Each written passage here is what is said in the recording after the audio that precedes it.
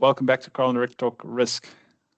Rick, bright Working and from sunny my there. university office today. Yes, folks, Rick Very does nice. have a real job. Nice. Well, we've had everything from hail to snow to bright sunshine, so I can't open my curtain anymore. So it's a nice Dutch end of a Actually, I think March. we've got all three going on simultaneously in the background behind me. It's just a blinding sheet of snow We behind me, got actually. actually, literally, we got snow, hail, and rain literally at simultaneously at the moment. Hey, Sunshine to lots come. lots in common. Um, What do you want to uh, talk about this week? Hey, well, I there was an article in the Globe and Mail I found very interesting And this it's morning because a Canadian newspaper for those who didn't know. for those that didn't know, yeah, and I think we've been wanting to talk about prediction markets in some fashion for a little while, and I when I saw it, I thought, huh, this is maybe the way in. Um, but a background that I read in the article. Apparently, it's getting started in Canada. So Questrade and what's the other one? Well, Um, simple. WealthSimple, that's the big one. Yeah, they both have applications in, and I think the regulators even approved WealthSimples to start doing prediction markets in a very limited way, so not as broad as what goes on in the US. And there's still a lot of questions about it. And the article's written by a lawyer. And I don't know if you read it, Rick, but she didn't make the best case for. I mean, I don't agree with prediction markets, running amok. I get her points about mental health and so on, but some of her points about bankruptcies and so on just weren't very convincing. That old correlation is not causation argument. Yeah, Um, you know, uh, I say a little bit different. First off, I deal with students a lot. I just came back from a student investment conference in New York City. Um, as a finance prof, everyone always wants to ask you, where the markets are going, although we are probably the last ones that you should ask. Uh, uh, I I thought the article was okay. mm, Actually, there's three other in just the Globe and Mail alone on this in the last 48 hours. Um, I see, first off, I see the marketing of investment sites. Yes, I'm looking at you uh, in the forest. The guy in the tights in the forest. I won't say names. Uh, with their confetti going off when you make a trade and whatnot. Um, I think that prediction markets have a first off, prediction markets should be a boon for risk managers. I've written about prediction markets before. Ironically, a shameless plug for Dalhousie Student Investment Society's publication of the Schooner. I've written a rant in the Schooner about prediction markets before, and we have to have prediction markets, investment markets, and gambling markets. The problem is prediction markets, the way that prediction markets are going is it's making the three of those fungible in the minds of a lot of people. And that is a big freaking problem in my mind. mm, And I think that that's where the Globe and Mail article that you're talking about, where that's going, is prediction markets is really trying to legitimize, in my opinion, the way that the prediction markets are being marketed. And again, I'm speaking a little bit from ignorance. I do not have an under 25-year-old marketed investment account. I've never played in prediction markets, mhm. but it's really providing kind of a gateway drug from or great gateway channel between investing and gambling and blurring the distinctions altogether. I think that we can all agree that gambling is not good. Mm, Or pardon me, I think we can agree that gambling is not investing. I think that we can all agree that gambling can go way too far. By the way, investing can go way, way, way, way too far. yeah. And prediction markets are really screwing things up.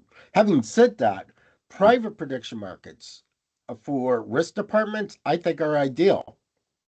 And that's a whole different story. And we Is can that discuss that in a bit, but is that like when you pass the hat around at the office and try to predict the I don't know, the interest rate next Friday, that kind of yeah, thing? but I think it's more like um,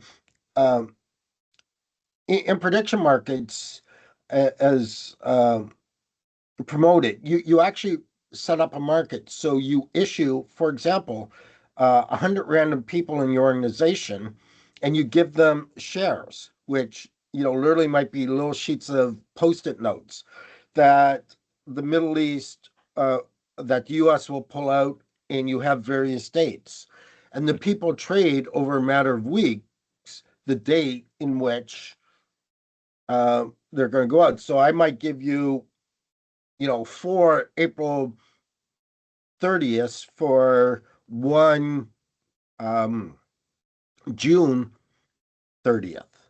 Okay. Okay. Yeah.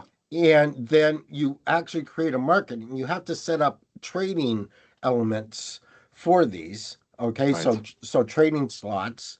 So you trade over, every day at lunch over a week or whatnot. And then you see which is the most valuable. So if I'm trading six April 15th or April 30th for one June 30th, then a June 30th is worth six times more than an April. And you give Yeah. everyone a random allotment of shares, you let them trade, and that becomes a very powerful way because people are constantly over the week or the month of trading Yeah. updating their probabilities exactly in a Tetlock, a Philip Tetlock type market, Yeah. of super forecasters type market. And Yeah. those can be very, very, very useful for risk management. Well, what we have here is we have people betting on how long will this podcast between Carl and Rick talk, last today. And Hmm. so they're micro markets. There is no trading. It's just Yeah. basically one shot bet. And yes, you can trade in and out, but they're on such useless things. Yeah. How many times will Rick butcher a sentence in this specific issue of Carl and Rick Talk Risk? By the way, I have the over 30. Okay. Yeah. um, yeah, that's a good point. And you immediately when you were getting into that, the trading and so on, I was thinking the wisdom of crowds, super Yeah, yeah, yeah. forecasters. Yeah, it's 100%. And yeah, which risk manager in their right mind doesn't want more quality information that's giving us, right? Whether it's plugging into models or anticipating stress events, whatever. Um, do yeah, I guess how should risk managers because what you're talking about is the behavioral element, right? They create um, these products that are very addictive. So they're, I mean, it's kind of like the new that when they give you a Bitcoin or um, a cryptocurrency if you join up, and it's like you've already started the ball rolling. It's a Yeah. bit of a Well, yeah it's interesting that you use the word addictive because, we're recording this on the day after the meta yeah judgment that basically, the tech sites are creating an addictive uh, set of social sites that is not to the good of people. I yeah think that the prediction markets are very much that. If the prediction markets were on, there's another issue. As I understand, again, I'm speaking from ignorance here. I do not have a prediction market account, and I do not have an investment account that sets off confetti when I make a trade or whatnot. I'm very old school that way. Yes, I do have electronic accounts. But for example, Charles Schwab today just announced that they're setting up special accounts for teenagers. Yeah. Now, from what it sounds like, they're putting guardrails on it. There are no guardrails on the prediction markets. Uh, they're set up to be addictive. They're set up to be on things that aren't really random. Mm. You know, one of the things about investing is no one can move the market. Yes, I know we'll get emails like George Soros, broke the Bank of England. Okay, I get that. Yes, I realize being a Canadian, there's some things on, I do know about the Vancouver Stock Exchange, so spare your emails. Tell me I'm an idiot. You didn't tell me I'm an idiot, but you won't be telling me anything I don't already know. But the point is, the financial markets, it's it's only in very, very, very special situations Mm. can anyone influence the market. But in a lot of these prediction markets, first off, the events either are not random or B, there's something on which someone can't. So I go and I follow the tennis sites a lot, not the gambling sites. But you have a tremendous amount of gambling on third tier tennis matches that are even below the level of tennis that I played, Yeah. back in the day. And there you have players who are starving who will gladly throw a match, Yeah. you Yeah. know, if you pay their Yeah. hotel bill. Yeah, exactly. Yeah, Okay. I've heard from friends who bet on things on sports that they've never watched in their life, and I'm like, what? So it's more And about the betting than the sport. and you're getting flooded with statistics. Yeah, It's impossible to watch even a hockey game now without having 40 minutes of meaningless statistics, which are there solely for the gambling purposes. yeah, yeah, How many times is Sidney Crosby going to fart? yeah, In yeah. the face-off circle in a game. Which It's arguably don't help. They just, I don't know, overwhelm you, no, right? With numbers. I mean, come on. no, no, no, no. What they is they certainly don't help, but what they do is they confuse the issue by making it seem like a science Yeah, when it is anything but. yeah, And yeah, that exactly. is the problem with the prediction markets as they're currently set up. Prediction markets, as in the wisdom of crowds, I want to say Sulicki. I'm sorry, I can't remember who wrote the book Wisdom of Crowds and kind of uh, Yeah. point out the value of those. It's a great book, by the way, great book. But Yeah. it's about 15 years old now. Prediction markets have a lot of good to do, but they got to be set up with a purpose Mm. uh, and with guardrails. And I simply do not see that. And it's totally blurring the line between investing and gambling. Yeah. I'm old school. I realize a lot of even straightforward investing now is being done as gambling. Mm. 0 day trades. Come on, give me a freaking break. Meme stocks. Yeah, yeah, Ah, yeah. okay. Uh, don't get me started. Yeah. But there needs to be, I think overall, they are something that could be tremendously good, but Mm. ultimately, as currently structured, are evil and will lead to a lot of problems. Yeah. I do think on the policy front, they really need to do a good job separating those three categories you mentioned, sports betting, Gambling, gambling, financial markets, and prediction markets, right? Those three. And really separating why are they different? Because honestly, the line is a little bit blurred in my mind too. I mean, I think of blurred. financial, yeah, It's not even blurred. It's a continuum. yeah, yeah.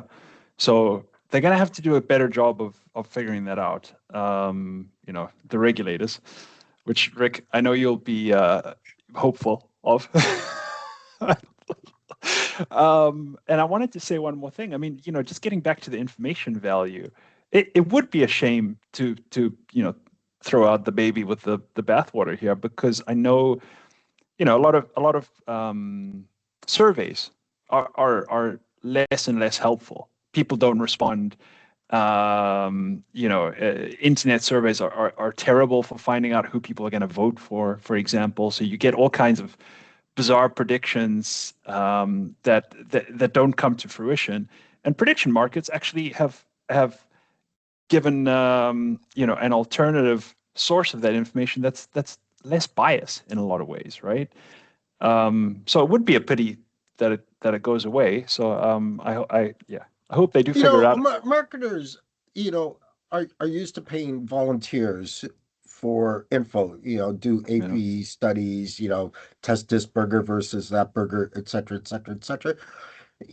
I think that bank risk or financial risk departments or risk departments in general could set up prediction markets and pay mm, volunteers to do that with bonuses, for winning a yeah, a a true prediction market. But anyhow, yeah, yeah. Okay, I think we should leave it there, and I'm sure we'll come back to it and maybe talk a little bit more about Meta in the future because that's really still sinking in. I I know. think they are related. I think that they are Yeah, related. yeah, for sure. Yeah, there's a lot of terms we use that would apply to Meta as well. Okay, till next time. Cheers, everybody. Bye, Rick.